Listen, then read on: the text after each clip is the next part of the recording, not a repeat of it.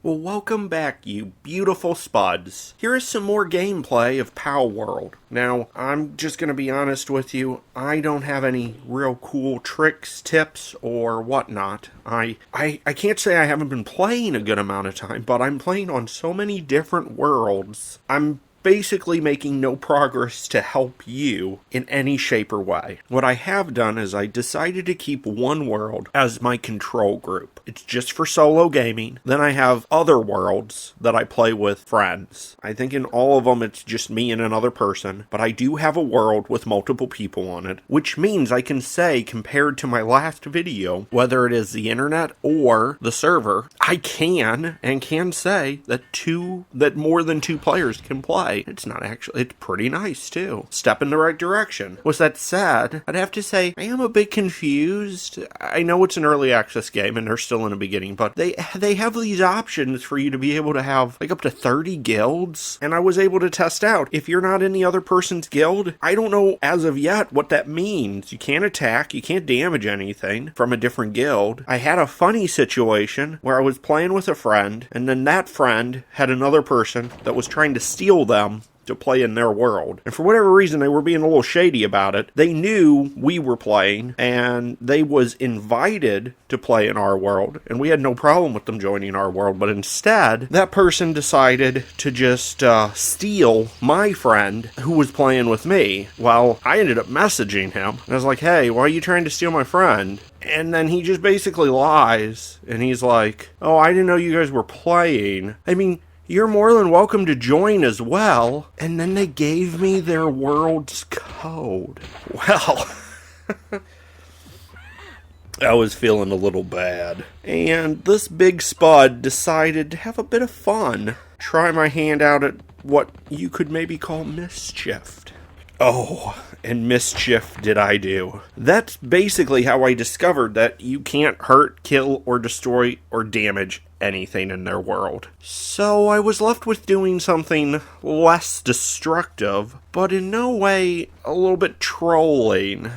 Maybe could even say diabolical. I built onto their house, I did some other stuff, I made a shrine of workbenches, and then I noticed that, the servers don't actually tell you who everybody is. At least not on the Xbox. So, they had forgot, for some reason, that they had invited me and gave me the code to their world, so they just thought I was a random person, so they had no clue, and then they started to lock me out of stuff. They put a code on a chest. Now, I was still a part of their guild, because as of right now, you can't kick people from your guild, and so you can just delete anything, and I was just being silly. I decided if you're going to lock me out of stuff, I'm going to lock you out of stuff. So I possibly put a password on all their stuff. I mean, I made it easy. It was just 1111. I mean, they could also delete it. I mean, they could have also just realized that they gave me the code and just maybe figured out that, hey, that guy we gave the code who we tried to steal his friend, he's in our world doing bad stuff. I mean, I'm not going to say I wasn't doing some shady stuff. But I mean, in my defense, I didn't actually do any harm. Everything I did could easily just be deleted. I didn't lose any of their resources that I spent. I get those all back. I didn't throw nothing away. Nothing was actually harmed. But I mean, at the end of the day, it was, in its basic sense, a whole bunch of fuckery. That, I guess I can justify it and say I was goofing, having fun at their expense. But you know what? Don't try to steal someone's friend who's playing a game with them, lie about it, and then give that person the code to your world. That's too much temptation. Oh, gosh. I know, I'm a bad person. It was great, too, because I'm pretty sure I was talked about for the rest of the night. They figured out how to get rid of me by just having the host close the world so that everyone got kicked, and then, of course, making a new, loading back in to get a new code for the world. You know, yeah. I'm the bad guy. Besides that, though, I want to step back a little bit, and if anyone is still here listening to my channel, if anyone's still here floating with me down the stream, some other stuff I wanted to talk about. Last Saturday, I got together with one of my friends who's now DMing a new D&D group. This would have been session 2. The only people in it is me and another friend, and of course the DM's wife. So it's just 3 of us. Small party. Very nice. And it's cool because we get a chance to, everyone gets to have the limelight. Now, the DM's wife, she's very laid back, and, she likes to play because she doesn't want to be excluded. And there's nothing wrong. Like, I have a blast playing with her in the group. I will definitely say she's a little bit more of a passive player where she is there. She interacts, and in no way is she not playing, but she definitely has a little bit more of a sidestep. A lot of the going on is between me and my other friend, who are the players. And what's really nice about it is me and him have played D&D together many times, or a tabletop setting. It has always either been him as a DM or me as a DM. We have never been players at the same time, and we have been missing out. We bond so good together. Like, it is bad for our other friend who's the DM, because we kind of feed off of each other, and it's so nice. Like, our role play, our play styles, like, we have been having a hoot playing. And I would definitely say for anyone else, like, playing with a smaller party of 2 to 3 players is nice sometimes, because you get to have that chance where everyone gets to be in the limelight. Everyone, in bigger groups of D&D, you can definitely have more players than you can sometimes not know what everyone's doing, and then there's like a shift where, everybody's talking over each other, or no one's wanting to butt in, and, there's a definitely it's a shift in how the group center is, and how sometimes, you can sometimes just fall into the background to louder players. And then depending on how the DM is, certain classes, certain groups, certain people can get more of the front stage, where other players and other playstyles can get kind of backstaged sometimes. Sometimes by purpose, sometimes not by purpose, but, sometimes it's nice to just have smaller groups where you can just kind of really hyper-focus, and you and another player, sometimes you can do a lot more role play and a lot more nuanced just silliness when it's just you and another buddy, compared to a whole bunch of people all at the same time. And I would definitely say me and my friend have a great chemistry to our play style, where we feed off of each other, and like our new favorite thing to do is to pick at our DM at his expense. I think we sometimes, me myself being a DM all the time, I'm sometimes a jerk, but it's okay. I don't think I've ever offended him. He's a very, very laid back kind of guy, so I mean, if I have, I don't think he held it against me for very long. But me and my friend were definitely kind of throwing some like real life logic and some other stuff on him, and just giving him a hard way to go. Our focus on last session was so funny. Every time we're in this like snowy area, mountainous area, and every time we got to like a rest area, and we're in between our stuff, and we make it to a village or a town, he would make it very clear that it's not really like a real town or a real village. So we get in there and we're like, okay, well, like, what do you mean? Like, is there like an inn, or like someplace, like, we can still like rest here, right? There's locals or something, somebody that we can like talk to, say, hey, we're sorry to like upset your home and all that, but like, look, we'll pay you. Is there any way we can come into your home? We're gonna, can you feed us or anything? Like, we'll even help you out. If you need wood chopped, you need something done, we can do it. Like, we just need a place to rest for the night, and we'll be on our way in the next day. Something like that. And like, it was just funny, because like, every time we tried to do this, like, he always like made a big deal, like, oh, no, there's an inn. And I was like, okay, well, I guess, yeah, we'll camp, I'll get something to eat, and then we'll go to sleep, and then, of course, we'll just leave in the morning. And he always was like, no, that you can't eat there. It's like, why? I mean, I have 10 days worth of trail rations. Like, I don't even think he was like even carrying about like us starving or that. It's just every time we got to someplace, it's like, no, they don't have food. What do you mean they don't have? Like, you just said it's like not a village, but there's like 6 or 7 or 8 or 9 people here, and they live here. How do they live here? And there isn't like a mercantile. How do they survive? And like a lot of it, he's like, well, they're farmers. So they don't have a barn filled, or a warehouse or a silo. They don't even have like grain or anything. Like, what do you mean they don't have food? Like, you're stopping the game on this like such a petty thing. Like, is this even important? Like, we're just stopping for the night and then we're gonna leave in the morning. We were just for flavor, just saying, okay, well, we'll stop there, we'll pay him some money, we'll eat, and then we'll go. And he's like, no, there's no food. And it's like, why? This last village or town, it's a crossroads, but there was a dock, and at the dock, we go to the village after it's over, because there was like a whole thing happened, and because our storyline is we're chasing after this youngling who got kidnapped, and there's a whole big to-do of like, is this kid a nobody, or is he somebody? Why?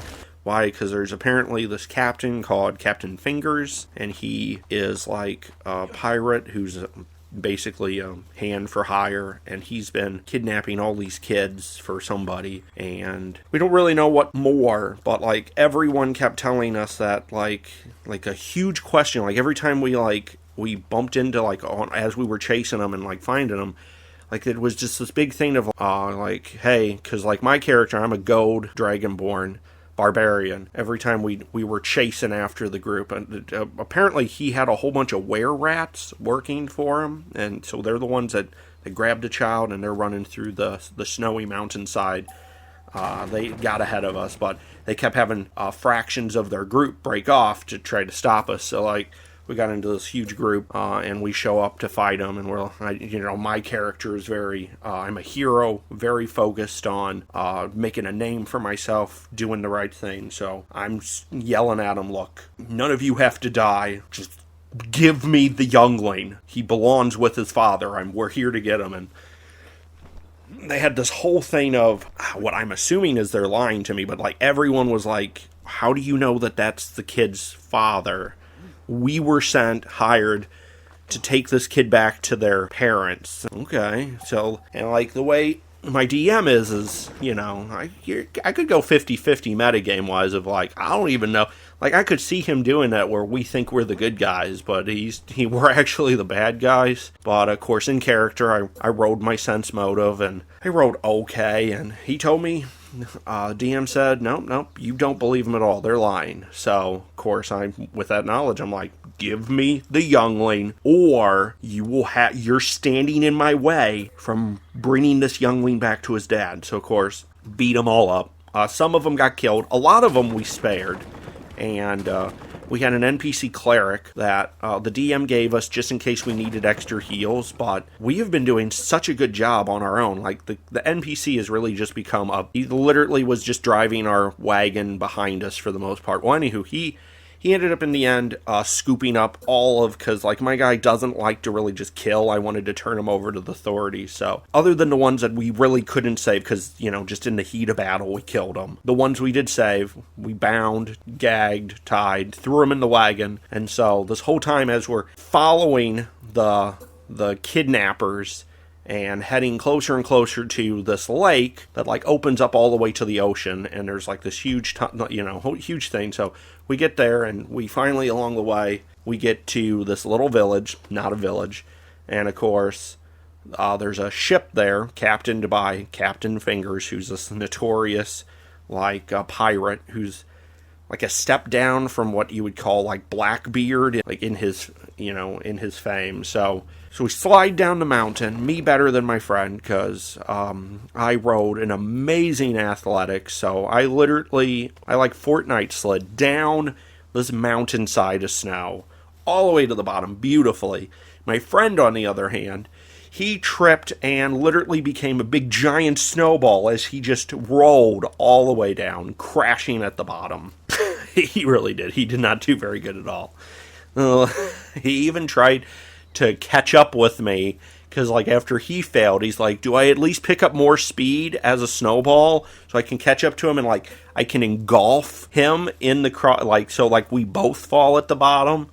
And I was like, now whoa, I rolled a 22 to slide down this hill. He rolled like a 12. Like don't have him interfere with me sliding down the hill. So luckily he didn't do that. So I made it, got out of the way, and then was able to turn around and see my partner in crime crashing horribly to the bottom. Though he didn't really get hurt at all. He didn't take, as far as story, like mechanic-wise, he didn't even take damage. But it was all just story-driven. But anywho, so when we got to the town, of course, we had to go get the youngling, and we had to fight this captain. Well, we ended up, long story short, we blew the ship up and sunk it, and we did save the youngling. And so now, of course, we got the youngling, and we're going to have to go back and give him back to his father. But we just was like, okay, how about we just first, so the youngling isn't too cold and all that, and all this, let's at least camp for the night at this town. We'll leave the next day. And that's where we got into this big deal of where,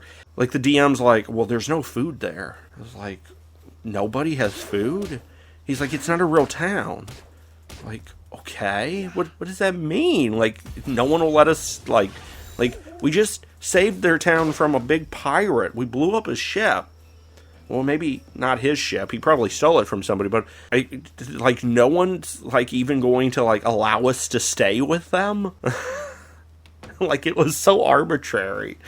And like one of the big parts was we were then like arguing with him of like what is actually going on in this town? Like how is there not a mercantile in this town? Because he kept saying that the port was used for trading. It's like, well, what are they trading? You said there's nothing in this town.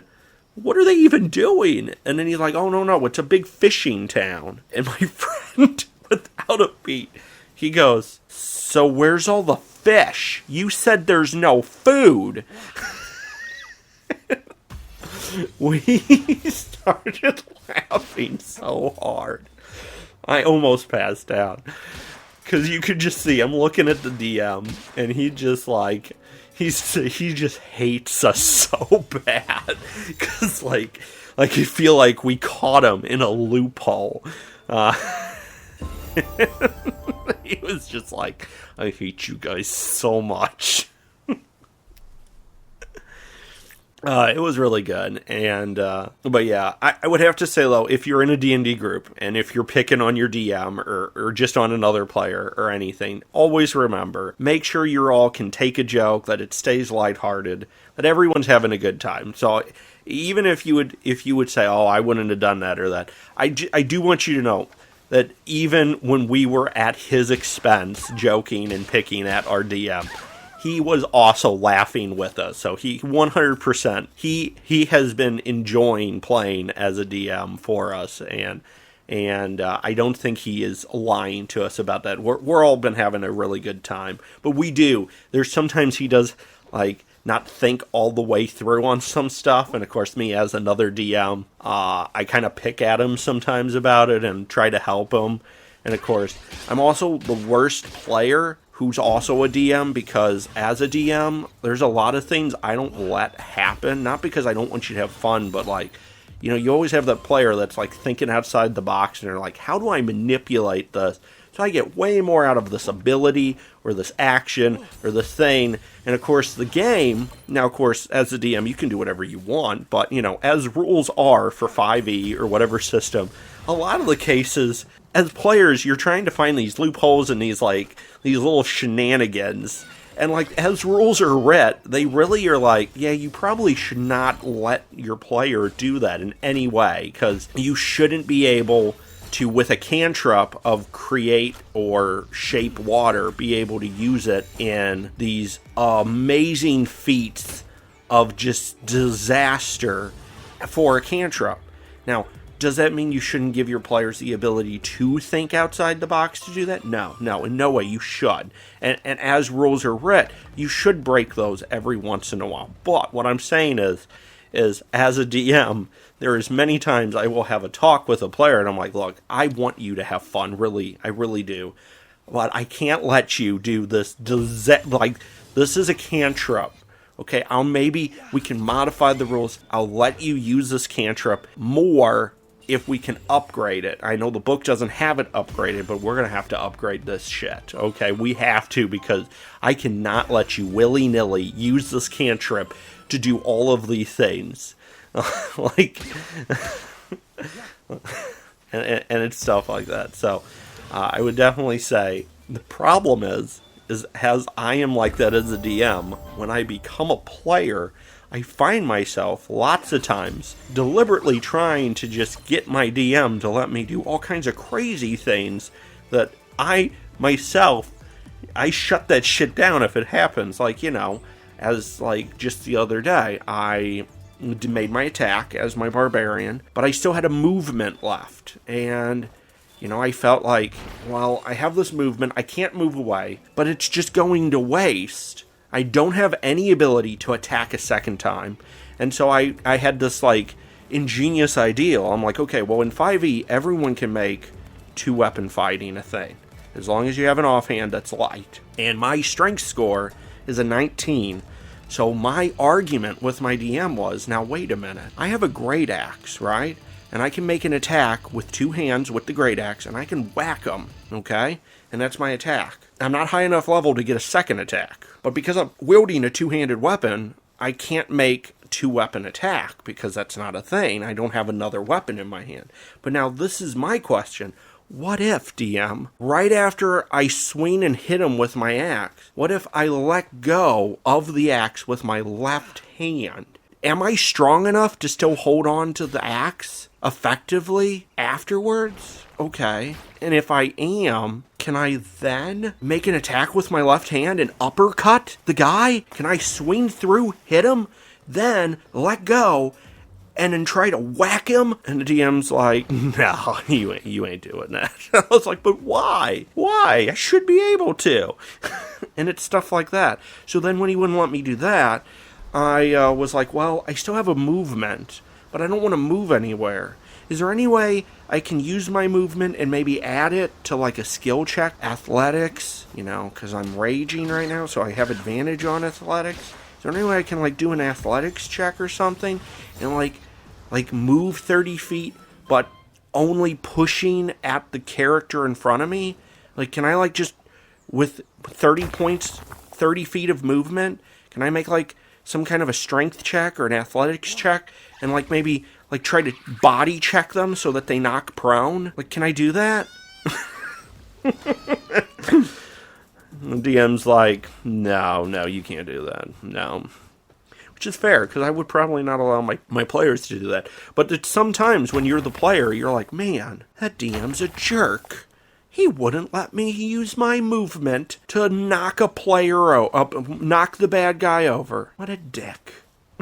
So like I said, I am, it's just a fine line as player to DM. Like, you as the DM, you're just like, man, I can't let you do all this stuff. And then you're the player, and you're like, why won't he let me do all of this stuff? I just want to do it. But, besides that, I would have to say this is a great group for me right now. And at the end of each session, I have left feeling great. I've had a feeling that it not only was not a waste of time, but I left with great memories and just feeling like I had a blast. And that's what D&D needs to be. It needs to be a place where you can just get together with some of your close friends, or maybe sometimes some newer people that you don't necessarily know, and then get to bond over a story that you get to collectively make together. And the sad part is I wanted to record the session. I actually did. Video I wasn't going to do because he had all of his kids around and I didn't really want them in it. And then of course I started recording audio, and I found out real quick that his daughter wouldn't leave the kitchen, and so they were sitting close by with a tablet on, blaring what they were doing real loud. And then the other kids was in the living room, which is very close to their kitchen, and they had the Lion King on, blasting at full volume. And in no way, I had a blast being there, but with the copyrighted music from Disney, as well as all of the kids occasionally talking, and you could hear stuff in the background, it just, I didn't want, like, it would have been pointless to try to make a video.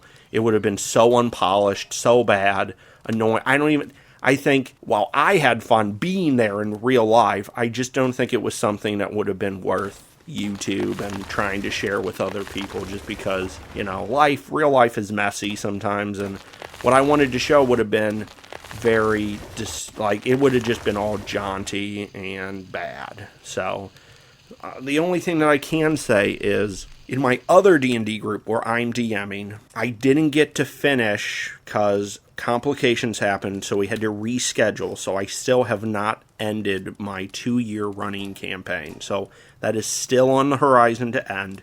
And then after it ends, I'm handing the reins to one of my original DMs who I added into my campaign as a player. He's going to be retaking over. He has a job now that allows him to have plenty of time. He can give me a chance to have a break. For 2 long years I've been DMing, and I've had an amazing and great journey, but I'm getting burnt out. I really am.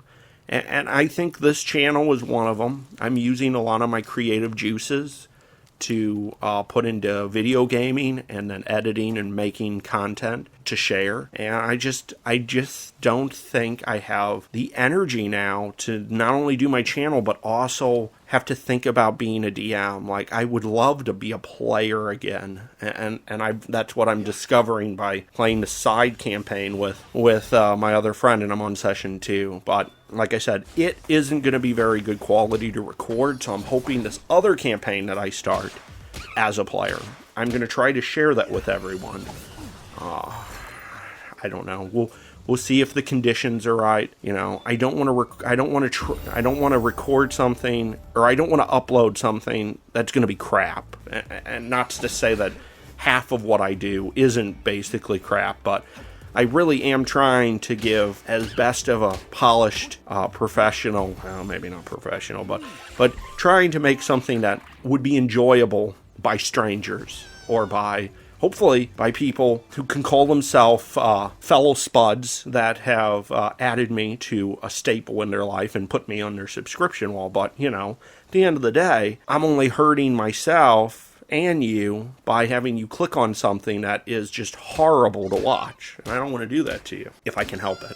But I think I've unloaded a whole bunch of stuff, and recording this, I have no clue, once I add my video to it, how long this is. So I'm just going to say, if you've made it this far, thanks so much for floating with me down this PotatoStream. And I just hope that today is going great for you. And if it isn't, I hope you can make it better, starting now. Don't forget, you are a beautiful spud. That doesn't mean that there aren't parts of you that can't be fixed or shouldn't be fixed. None of us are perfect, but that does not mean that you're not beautiful. But don't let that stop you from loving yourself. Look, we can always be better each day. So that means we can't beat ourselves up. It's a long race that we run every and each day. So we should always try to be our best selves. Help others if you can. Be kind. Treat others as you want to be treated. Because at the end of the day, you deserve to be loved. You deserve to be respected.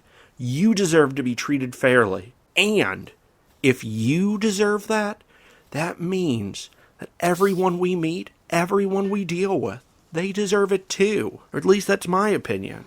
I always try to treat everybody as I want to be treated. I can't wait to share my next video with you all, and I will continue to be the best spud that I can be for you. My fellow spuds, I will have more Fortnite shorts, I will have more PalWorld video, I will have more Starfield, and I will have more videos and comedy and whatnot. So, have a great day. No, have a wonderful day. Yeah, do it. And I'll catch you on the next one. Later.